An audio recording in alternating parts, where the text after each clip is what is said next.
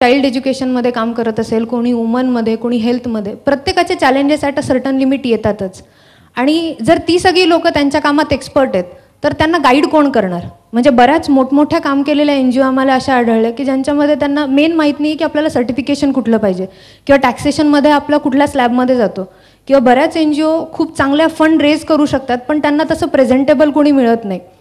तर यातून आम्हाला असं वाटलं की रॅदर दॅन स्वतःचं एखादं स्पेशलायझेशन करण्यापेक्षा, ध्यास सोशल फाउंडेशन म्हणजे फक्त महिलांसाठी काम करतं किंवा चाइल्डसाठी, त्यापेक्षा आपण एक असा प्लॅटफॉर्म तयार करूया ज्याच्यातून सगळ्या NGOsची चॅलेंजेस ॲड्रेस्ड होतील. आणि त्यातून आम्ही सर्व NGO हा कन्सेप्ट काढला, ज्याचं बरंचसं डिटेलिंग पुढच्या कार्यक्रमामध्ये समजेलच आम्ही त्याच्या अंतर्गत काय करतो. पण याचा मेन उद्देश हा आहे की NGOsची चॅलेंजेस ॲड्रेस करणं आणि त्यांना लागणारं प्रत्येक प्रकारची ट्रेनिंग देणं. यावर्षी आम्ही गोदरेजकडून बऱ्याचशा कॉर्पोरेटना पण एकत्र करतो. आम्ही स्वतः तर फंडिंग करतोच, प्लस त्यांना गाईड करतो. प्लस बऱ्याच अशा कंपन्या आहेत, MNCs आहेत, लाईक सिमॅन्टेक आहे आमच्याबरोबर, गोदरेजनी सध्या टायअप केलेलं आहे की या NGOsना सपोर्ट करणं, कारण त्यांना CSR फंड कुठं ना कुठं तरी द्यायचाच असतो. तर कोणत्या NGOs आहेत ज्यांना खरंच गरज आहेत, तर आम्ही तळागाळातल्या अशा एकूण आज या वर्षापर्यंत 82 NGOs काढलेल्या आहेत की ज्यांना काय काय गरजा आहेत त्या आम्ही साईडला ठेवल्यात आणि त्याप्रमाणे आम्ही कॉर्पोरेट टायअप्स त्यांना करून देत आहोत. तर तो मेन आमचा उद्देश आहे. मला एक सांगा, बऱ्याचदा असं होतं की काही मोजक्या अपवादात्मक काम वेगळ्या पद्धतीने करणाऱ्या NGOमुळे एक समज सर्वसामान्य भारतातल्या नागरिकांमध्ये असा आहे की परदेशस्थ मदतीवर NGO स्थापन करून स्वतःचं कल्याण साधायचं. आपला NGOच्या एवढ्या सगळ्या वाटचालीतला अनुभव काय सांगतो? याच्यामध्ये बऱ्याच अशा NGO समोर आल्या म्हणजे, पण at the end of the day charity commissioner आणि बरेच जे लिगल फ्रंटवर पण काम करणारी लोक आहेत ते आमच्या NGOsच्या पॅनलमध्ये कन्सल्टंट्स म्हणून आहेत. त्यामुळं अशा काही ब्लॅकलिस्टेड असतील किंवा हे असतील ती बरीचशी नावं मला आधी माहीत असतात. त्यामुळं आम्ही जे वर्कआउट करतो तर त्यांचं सगळं लिगल डॉक्युमेंटेशन क्लिअर करून करतो. आणि फक्त असं नाही की त्यांचं आमच्या सर्व NGOवर त्यांचं नाव टाकलं आणि फोटो टाकलं. आमची ध्यासची टीम ॲक्च्युअल त्यांच्या लोकेशनला व्हिजिट करते, त्यांचं काम रिअली काय चालू आहे ते पाहते. त्यांनी जेवढे लिहिलेली आहेत, म्हणजे त्यांना ग्रँट असेल जर 17 मुलं ठेवायची अनाथालयामध्ये तर त्यांनी 17च ठेवली आहेत का हे बघते. म्हणजे त्यांची जेन्युनिटी काय आहे हे आम्ही आधी चेक करतो आणि त्याच्यानंतर मग त्यांना सपोर्ट चालू करतो. 5 वर्षाच्या वाटचालीमध्ये यशाची वाटचाल जी होत गेली आणि ज्या पद्धतीने नवनव्या कंपन्या आपण वाढवत गेलेल्या आहात, याच्या मागे नेमकं आयोजकांचं, तुमच्या मुख्य सूत्र सांभाळणाऱ्यांचं मनातलं सूत्र काय आहे? कशा पद्धतीने वाढवत गेलेत? मुख्य सूत्र म्हणायचं झालं तर व्यवस्थापकीय सूत्र सांगितलं तरी चालेल. म्हणजे आम्ही सगळेजण एकाच गोष्टीवर खूप जास्त विश्वास ठेवतो, people power. That is the one of the great strength एक्सलन्सची आज आहे ते. म्हणजे आज आमची 120 जणांची टीम आहे. दॅट इज ओनली बिकॉज की एकाने काम शक्य होत नाही, किंवा डॉक्टर नरेश, मी किंवा आम्ही फक्त 5 जण असून नाही होत. आज हा प्रोग्राम घडवून आणण्यासाठी बॅकस्टेजलाही खूप जण आहेत. तर at the end of the day ती टीम आणि लोकांचीच पॉवर कामाला येते पुढं जाताना. आणि सगळ्यात महत्त्वाचं म्हणजे सगळं करत असताना आमच्या मुळाशी कुठंतरी एक असताना आम्ही प्रत्येक गोष्टीबद्दल कृतज्ञता व्यक्त करतो जे काही आयुष्यात होतं. म्हणजे आम्ही आज जिथं कुठं आहोत ते आमच्या फॅमिली सपोर्टमुळं आहोत. आमच्याबरोबर असलेले कस्टमर, व्हेंडर, स्टेक होल्डर, आमचे सगळे कन्सल्टंट्स यांच्यामुळं आम्ही आहोत. तर म्हणजे आम्ही जसं तुम्ही डॉक्टरांना विचारलं की तुमचं हे फील्ड नसताना पण कसं आलं, आमच्याकडे फक्त एक विश्वास होता आणि जिद्द होता, आपण करणार आहे. आणि आमचा एकमेकांवर विश्वास होता आपण करू. या अनुषंगाने आणखी एक गोष्ट विचारतो की साधारण सेल्स मार्केटिंगमध्ये मुली कमी असतात, तुम्ही ते तुमच्याकडे जबाबदारी स्वीकारलीत, ती डॉक्टरांनी सोपवली म्हणून का तुम्हाला स्वतःला इंटरेस्ट होता म्हणून? इंटरेस्ट म्हणण्यापेक्षा त्यातलं बेसिक नॉलेज खूप कमी होतं. पण असं असतं की एखादी म्हणजे त्यांनी दिली म्हणून घेतली असं नाही, किंवा त्यांनी दिली अशीही पण नाही. आम्ही बाय द वे पूर्वी सगळेजण सेल करायचो, कारण पहिल्यांदा काही ऑप्शन नसतो, प्रत्येकानेच विकावं लागतं. सो आम्ही सगळेच विकायचो. तेव्हा डॉक्टर मनीषा पण फायनान्समध्ये असल्या, योगेश लँडमध्ये असला, प्रत्येकाने विकणं, कारण पहिल्यांदा कंपनीत पैसा येणं गरजेचं असतं. तर 5 वर्षापूर्वी आम्ही सगळ्यांनी सेल केलं. पण त्याच्यानंतर आम्ही ठरवलं की प्रत्येकाचं एक स्पेशलायझेशन व्हायला पाहिजे. आणि मी जास्त एक्स्ट्रोवर्ट आहे, मला बोलायला आवडतं, लोकांशी इंटरॅक्ट करायला आवडतं आणि लोकांचे इनपुट घेऊन परत आपल्याला प्रोडक्टमध्ये काही वेगळं करता येईल का हे जास्त आवडतं. आणि मी अशी थोडी ॲग्रेसिव्ह आहे, त्याच्यामुळं मी असं योगेशसारखी शांत बसून लँडच्या मीटिंग वगैरे अटेंड नाही करू शकत.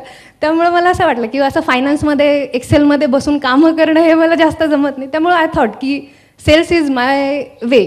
आणि जशी टीम आली, डॉक्टरांनी जो विश्वास दाखवला आणि as far as things happen, like आम्ही सिंगापूर, दुबई इतर मार्केट ओपन केले, तिथून पण कस्टमर्स जो काही सपोर्ट मिळाला, त्यांनी विश्वास दाखवला, त्याच्यातून हे होत गेलं. म्हणजे असं मुलगी आहे म्हणून या प्रोफेशनमध्ये यायचं नाही, पण मला आजकाल असं वाटतं की सेल्स अँड मार्केटिंगमध्ये मुलीच जास्त पुढं जातात, कारण त्यांना स्वतःला जे येतं ते खूप छान प्रेझेंट करता येतं. डॉक्टरांना मी मध्येच विचारू इच्छितो की तुम्ही ही यांनी सांगितलेली माणसांकडे जाण्याची, बडबडण्याची ही सगळी वृत्ती लक्षात घेऊन तुम्ही यांच्याकडे सुरुवातीला ही जबाबदारी दिलीत का? अगदी बरोबर. म्हणजे मी सुरुवातीला बघत होतो, तिला एका खोलीमध्ये जर बंद करून टाकले तर कदाचित ती वेडी होईल, पण तिची जी बोलण्याची प्रवृत्ती होती, म्हणजे आजही आम्ही कुठल्या प्रोग्राममध्ये जातो नवीन 10 लोकांसोबत इंट्रोडक्शन होतं, आणि एक बिझनेसमॅनचा तो असा दृष्टिकोन असलाच पाहिजे की नवीन लोकांसोबत बोललं पाहिजे, आणि ती तिच्यामध्ये अगदी ती प्रवृत्ती आहे, आणि तीच तिची खरी तर संपत्ती आहे. याचबरोबर नुसती बडबडी चालत नाही, तर आपण ज्या विषयामध्ये आहोत आणि ज्यांच्याशी संपर्क साधणार आहोत त्या दोन्हीचाही पूर्ण भान ठेवून ते बोलायला लागतं. तर याच्या अभ्यासासाठी, माणसं जोडण्यासाठी, माणसं समजून घेण्यासाठी तुम्ही नेमका काय विचार केला? तसं पाहायला गेलं तर आम्ही जेव्हापासून सुरुवात केली तेव्हा आम्ही आमच्या पर्टिक्युलर फील्डमधले कोणीच एक्सपर्ट नव्हतो, पण एक गोष्ट डॉक्टरांनी खूप चांगली केली. ओव्हर द पिरियड आम्ही जेवढे ट्रेनिंग्स येतील तेवढे अटेंड केले. आमच्या स्पेशलाइज फील्डमधले म्हणा, टायचे असतील, आम्ही BNI, MCCI जेवढे फोरम्स मिळाले त्याचे मेंबर झालो, तिथं नेटवर्किंगला बराच चान्स मिळाला. तसं डॉक्टरांनी जसं सांगितलं, Manish Gupta plus action coach Sanjay Chaturvedi हे आमचे बिझनेस कोच आले, तर त्यांनी वेळोवेळी आम्हाला खूप गाईड केलं सगळ्या गोष्टीत. आणि काही गोष्टी ज्या आहेत ना त्या ॲज अ ओनर म्हणून आपणच कराव्या लागतात, आणि म्हणजे कंपनीचं विजन सेट करणं, पुढं काय करायचं आहे हे डायरेक्शन सेट करणं, ते खूप क्लॅरिटी आली. म्हणजे आधी जे काही होतं त्याच्यामध्ये म्हणजे आम्ही थोडं थोडं शिकत गेलो, बट एक गोष्ट होती की जे काही आलं समोर त्यातून बऱ्याच लर्निंग होत्या, म्हणजे बरेचसे चॅलेंजेस होते, पण त्यातून आम्ही दरवेळी लर्निंग म्हणून घेत गेलो, आणि ते म्हणजे आमच्या आता म्हणजे कळसापर्यंत पोहोचेपर्यंत त्या पायऱ्या झाल्यात आमच्या वाटेवरच्या. ती सगळ्यात महत्त्वाची गोष्ट. शेवटच्या 2 गोष्टी तुम्हाला विचारतो. एक म्हणजे तुम्ही आता बोलता बोलता म्हणालात की मुलींकडे प्रेझेंटेशन उत्तम असतं, कुठली गोष्ट मांडता मुलींना उत्तम येते. तर आपण आपल्या 5 वर्षाच्या वाटचालीमध्ये कंपनीमधली एखादी तरी अशी मुलगी तयार केलीत का? कंपनीमधली एखादी मुलगी तुमच्याच कंपनीमध्ये? म्हणजे काय ना, मी सध्या कंपनीमध्ये सगळ्यात यंगेस्ट आहे, त्यामुळे मी मुलगी म्हणजे माझ्या खालची कोणी नाही, बट माझ्याबरोबर ऑब्व्हियसली जेवढे जण होते म्हणजे सगळे माझ्यापेक्षा मोठेच आहेत तसे. म्हणजे शीला मावशी ज्या आहेत म्हणजे ज्या पहिल्यापासून आमच्या बरोबर आहेत, तर कोर टीममध्ये आता तुम्ही जेवढ्यांना बोलवाल त्याच्यामध्ये बऱ्याचशा मुली आहेत. प्लस माझ्या कस्टमर बेसमध्ये पण बऱ्याचशा, म्हणजे कस्टमर इन्फ्लुएन्स हा मेल ग्राहक असला तरी फिमेल इन्फ्लुएन्सर असतो. थेट विचारण्याचा उद्देश हा, डॉक्टरांनी जसं तुमच्यातला गुण हेरून तुमच्यावर जबाबदारी सोपवली तसं तुम्ही हे मी तशी जेंडर बायस नाहीये की मुलीच सेल्समध्ये जायला पाहिजेत किंवा मुलांनी हे नाही करायला पाहिजे. At the end of the day माणूस आहे, त्यांनी एक्सेल करायला पाहिजे, दॅट्स इट. हरकत नाही. हे साधारणपणे, कारण मुलींचीच ही एक प्रवृत्ती असते की आपण सर्व होत असताना शक्यतो स्पर्धक वाढवत नाही, म्हणून विचारलं. नाही, स्पर्धक वगैरे काही नाही आता, म्हणजे या लेवलला स्पर्धक वगैरे काही वाटत नाही सर, वाटत नाही आता. Okay thank you very much. Thank you. मी यानंतर आमंत्रित करतो डॉक्टर ध्यास आणि लिपच्या सेक्रेटरी असलेल्या फायनान्स डायरेक्टर डॉक्टर मनीषा भरडे.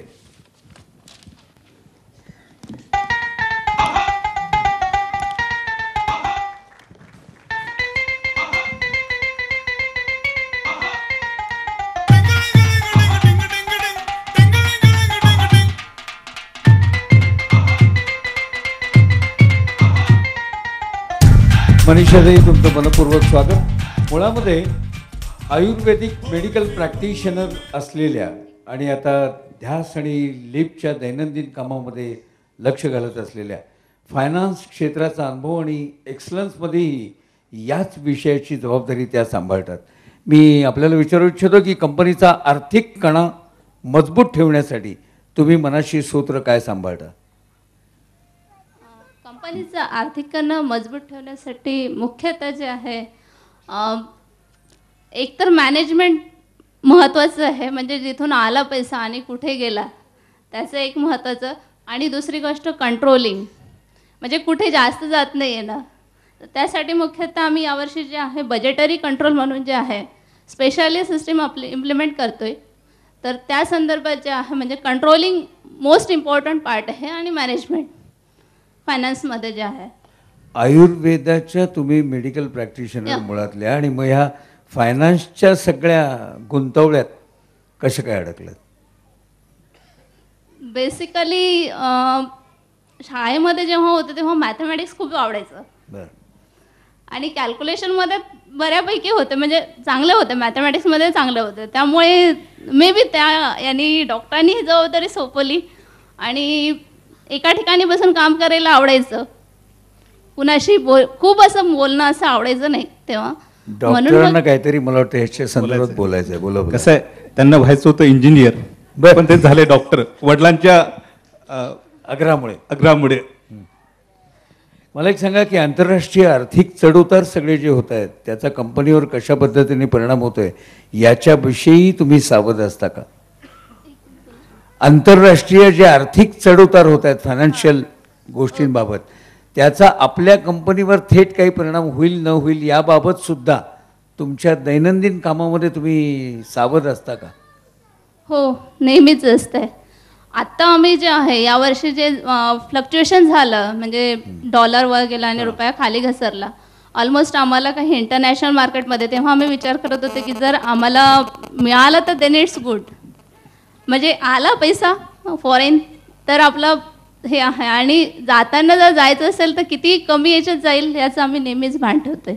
एक शेवटचा प्रश्न विचारू इच्छितो की फायनान्स खाते ही गोष्ट अशी आहे की ज्याच्यामध्ये नाही सांगण्याची कटुता आपल्या वाट्याला फार येत असते, तर हे स्पष्टपणे नाही म्हणणं सहकारी संचालकांशी किंवा चेअरमन असलेल्या नवऱ्याशी सुद्धा स्पष्टता ठेवता का? ठेवावंच लागतंय. ठेवावीच लागते. हां, जर नाही ठेवली तर शेवटी कंपनी प्रथम आहे. बर. आणि कंपनीचा पैसा म्हणजे सगळ्यांचा पैसा आहे. आमच्याशी असोसिएट सगळे, जर कंपनी ग्रोथ झाली तर आमच्याशी असोसिएट सगळे जे आहे कस्टमर्स आहेत, वेंडर्स आहेत, सगळ्यांचंच बेनिफिट होणार. आणि कंपनी प्रथम आहे तर ऑब्व्हियस आहे की कंपनी आहे आणि घरी जे आहे ते आहे डेफिनेटली. वा, धन्यवाद. मी एवढंच म्हणेल की right person at right job. यानंतर मी आणखीन बाकीच्या 3 संचालकांना या ठिकाणी आमंत्रित करणार आहे. एक एकच प्रश्न तिघांना विचारणार आहे. सर्वप्रथम मी आमंत्रित करतो लँड ॲक्विजिशन अँड डेव्हलपमेंटचे एक्सलन्स शेल्टर्स प्रायव्हेट लिमिटेड कंपनीचे संचालक योगेश पाटील यांना.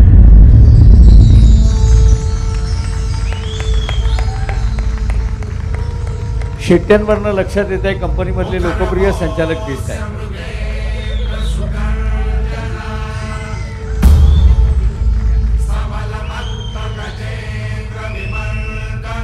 या ना. योगेश,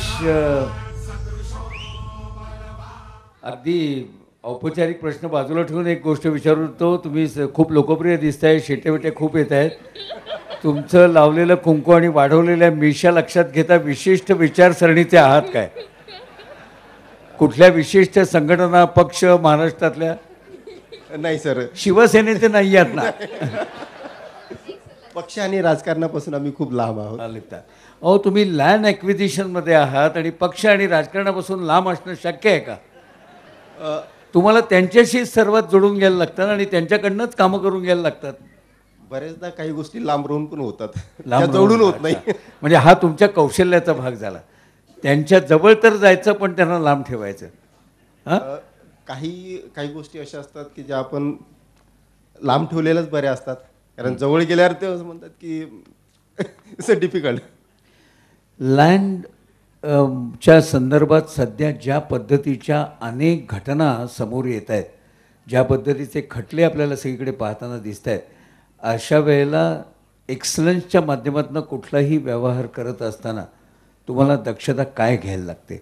कारण याच्यात राजकीय लोक आहेत, जमिनीच्या गैरव्यवहारांचे गोंधळाचं स्वरूप महाराष्ट्रामध्ये वाढत आहे, त्याच्यामध्ये राजकीय लोक सहभागी आहेत. अशा वेळेला नेमकी काय दक्षता घ्यायला लागते? सर, सगळ्यात पहिले लँड ॲक्विजिशनमध्ये महत्त्वाची गोष्ट आहे ती लँड आयडेंटिफिकेशन. आणि त्यासाठी माझे जे सहकारी आहे, माझी जे टीम आहे ती ग्राउंडवरती काम करतं आणि मी मध्यस्थांना कमीत कमी सहभागी करून घेतो आणि जास्तीत जास्त माझे जे सहकारी आहे हे काम करतील. त्याच्यामध्ये ग्राउंडवरती सगळं जागा चेक करणे, त्याच्यानंतर त्याच्यामध्ये कोणाचा पर्सनल इंटरेस्ट आहे का, त्या फॅमिलीची हिस्ट्री, लिगल टीम माझी खूप चांगली आहे, लिगल बघणं, त्याच्यानंतर माझी लायझनिंग टीम आहे जी प्रत्यक्ष जागेवर बघतं, त्याच्यानंतर कोर्टामध्ये, त्याच्यानंतर टाउन प्लॅनिंग आणि सगळ्या डिपार्टमेंटला जाऊन चेकिंग करून आम्ही हे करतो. कारण कुठलीही जागा ॲक्वायर करणं हे तसं दिसायला जरी सोपं दिसत असलं तरी खूप अवघड काम आहे. कारण दिवसेंदिवस आपल्या इथं ज्या प्रकारे लँडमध्ये लोकांचा इंटरेस्ट वाढतोय, त्यामुळं काही गुन्हेगारी प्रवृत्तीचे लोक त्याच्यामध्ये येत आहे. याच दृष्टीने विचारलं. तर या लोकांपासून वाचण्यासाठी आम्ही स्वतःची जी टीम आहे ती स्ट्रॉंग बनवली. हाच एक आपल्याकडे चांगला ऑप्शन आहे. असं म्हणता येईल का की तुमचे सहकारी जे निवडलेले आहेत ते पोलिसांच्या खबऱ्यांपेक्षा जास्त करेक्ट आहेत? थोड्या प्रमाणात म्हणू शकतो. वा वा. यानंतर मी आमंत्रित करतो investor relations excellence shelters private लिमिटेडचे संचालक गोरक्षनाथ साळुंके.